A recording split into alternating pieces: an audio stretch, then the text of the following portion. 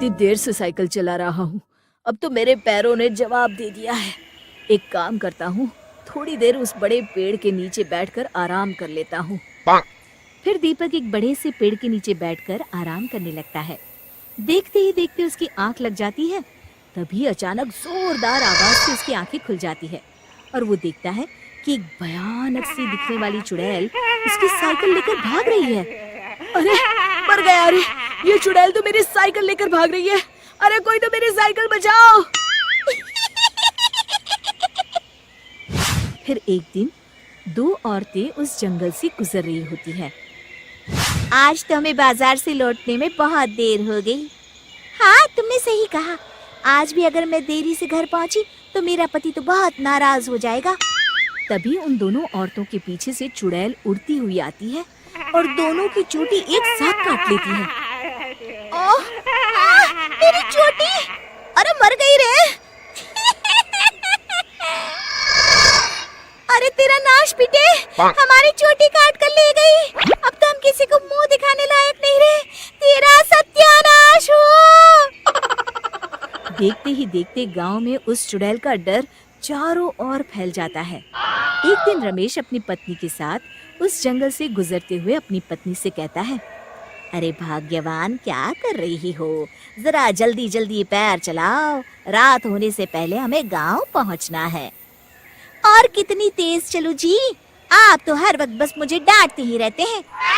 तभी वो चुड़ैल उड़ती हुई आती है और रमेश के बाल पकड़कर हवा में उसे उड़ा कर ले जाती है। अरे मर गया रे! अरे चुड़ैल तो मुझे कहाँ लिए जा रही है? अरे कोई तो बचाओ रे! हाय, मेरे पति को चुड़ैल उठा कर ले जा रही है। कोई मेरे पति को बचाओ! चुड़ैल की रोज रोज की इन हरकतों से तंग आकर एक दिन सभी गांव वाले इस समस्या से छुटकारा पाने के लिए मुखिया जी के घर पहुंचते हैं। अरे मुखिया जी, बाहर आइए! तभी मुखिया घर से बाहर आते हैं। अरे क्या बात है भाइयों, आप सभी गांव वाले यहाँ एक साथ क्यों आए हैं? तभी विमला कहती है, अरे क्या बताऊं मुखिया जी, उस जंगल वाली चुड़ैल ने तो मेरी चोटी काट ली।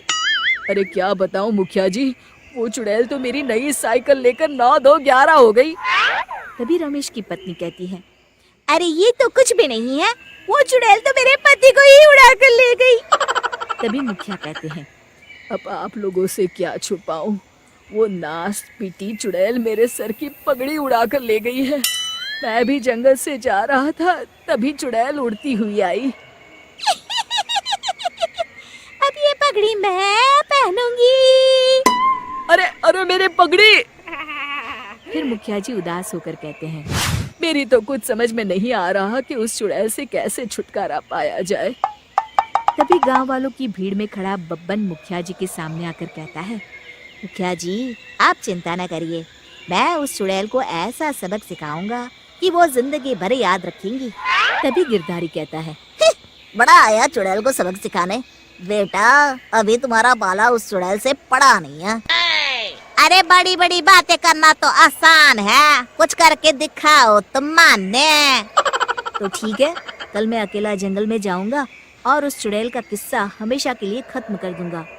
फिर अगले दिन बब्बन उस जंगल में पहुंच जाता है और चुड़ैल को आवाज देने लगता है, अरे चुड़ैल दीदी, कहाँ हो तुम? मैं तुम्हारे लिए खुशखबरी लाया हूँ। तभी चुड़ैल बब्बन के सामने आ जाती है। आज पहली बार कोई इंसान मुझे ढूंढता हुआ इस जंगल में आया है। अरे तू कहाँ से आया है और मेरे लिए क्या खुशखबरी लाया है?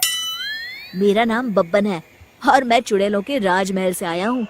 चुड़ैलों की रानी पूतना ने मुझे यहाँ भेजा है ताकि मैं तुम्हारी परीक्षा ले सकूं, और अगर तुम परीक्षा में पास हो जाती हो तो तुम बाकी चुड़ैलों के साथ उस राजमहल में हमेशा के लिए रह सकती हो। चुड़ैल खुश होकर कहती है, क्या तू सच कह रहा है? मुझे चुड़ैलों के राजमहल में रहने का मौका मिलेगा? अरे अगर ऐसा हो गया तो मजा आ जाएगा। वैसे भी मैं इस जंगल से तंग आ चुकी हूँ। हाँ हाँ, तुम्हें राजमहल में रहने का मौका मिलेगा। चलो पहले मेरे कुछ सवालों का जवाब दो। सबसे पहले ये बताओ कि तुम्हारे अंदर क्या क्या शक्तियाँ हैं और तुम उनसे क्या क्या कर सकती हो? मैं गायब हो सकती हूँ, बड़े बड़े हाथियों को हवा में घुमाकर फेंक सकती हूँ, और इतना ही नहीं, मैं किसी का भी रूप धारण कर सकती हूँ। ये सारी खूबियां तो सभी चुड़ैल में होती है। कुछ और बताओ, जैसे कि क्या तुम अपने शरीर का आकार घटा बढ़ा सकती हो? इसमें कौन सी बड़ी बात है? अगर मैं चाहूँ तो अपने शरीर को एक छोटी सी चींटी के जितना छोटा बना सकती हूँ, और अगर मैं चाह लूँ तो इस बड़े से पेड़ से भी बड़ी बन सकती हूँ। मुझे तुम्हारी बातों पर विश्वास नहीं है। आंखों से देख लूंगा तभी मानूंगा। फिर बब्बन एक कांच की बोतल नीचे जमीन पर रख देता है और उस चुड़ैल से कहता है, चलो ठीक है, अगर तुम इस बोतल के अंदर समा गई तो मैं मान जाऊंगा कि तुम बाकी चुड़ैलों से ज्यादा ताकतवर और गुनी हो। इसमें कौन सी बड़ी बात है? अभी मैं तुम्हें अपना कमाल दिखाती हूँ। फिर देखते ही देखते वो चुड़ैल अपने शरीर को छोटा करके जमीन पर रखी बोतल के अंदर चली जाती है। तभी बब्बन जल्दी से उस बोतल का मुंह ढक्कन से बंद कर देता है। अरे अरे चालाक आदमी, ये क्या किया तूने? बड़ी आई थी राजमहल में रहने वाली। अरे चुड़ैल, आज से ये कांच की बोतल ही तेरा राजमहल है। फिर बब्बन उस बोतल को ले जाकर बहती हुई नदी में फेंक देता है और इस तरह बब्बन अपनी होशियारी से उस चुड़ैल को सबक सिखाता है।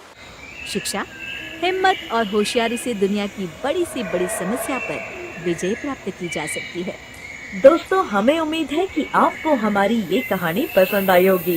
कृपया हमारे चैनल को सब्सक्राइब करें और सभी अपडेट्स के लिए बेल आइकन जरूर दबाएं। और हाँ, वीडियो लाइक और शेयर करना मत भूलिएगा। Bye bye.